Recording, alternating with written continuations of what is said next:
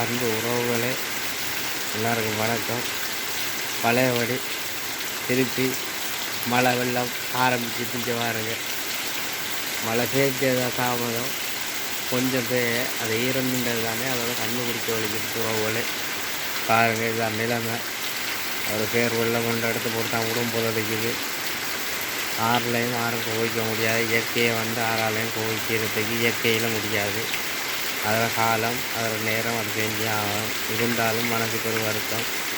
இப்போ தான் எங்களோட மக்களை போட்டு பருத்தி எடுத்தது திருப்பியும் பருத்த போகுதுன்ற ஒரு ஏக்கமும் பயமும் தான். நீ அதை ஒன்றும் செய்ய முடியாத உறவுகளே பாருங்கள்.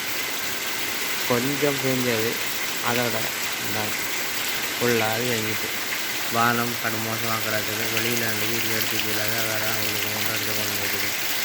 எப்படி வந்து பாருங்கள். சில வந்து காலையில் நைட்டு ஆரம்பித்த மழை நைட்டு பேஞ்சு இந்த காலையிலே ஆரம்பிச்சிச்சு. என்ன செய்கிறது? யாருக்கிட்ட சொல்கிறது? இயற்கையை யாராலையும் கட்டுப்படுத்த முடியாது.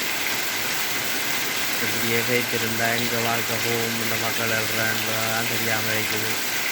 காசு பணம் உள்ளவன் ஏதோ ஒரு வகையில் வாழ்ந்து கொள்ளுவான். அந்தந்த கூலி தொழிலாளிகள் அதேபோல் சில கிராமங்கள், அதாவது சில கிராமங்கள் கொஞ்சம் மழை பெஞ்சாலே அப்படியே தண்ணி நண்டு வீடுகளெல்லாம் தாண்டுறோம். ஏற்கனவே எங்களை மக்கள் அப்படி தாண்டி கிழமை கணக்கில் ஸ்கூலும் அங்கேயும் இங்கேயும் புள்ள ஊட்டியெல்லாம் கொண்டு விரிஞ்சவங்க திருப்பி அதே நிலைமை தான் ஏற்பட்டு போகுது.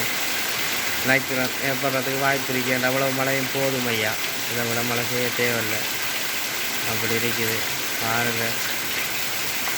வீடியோ பிடிச்சிருந்தா 4 பேருக்கு ஷேர் பண்ணி கொள்ளுங்க. உங்களால் முடிஞ்ச பங்களிப்புகளை எங்களோட மக்களுக்கு செய்ய. தாயத்தில் வடகிழக்கு மலையம் எங்களோட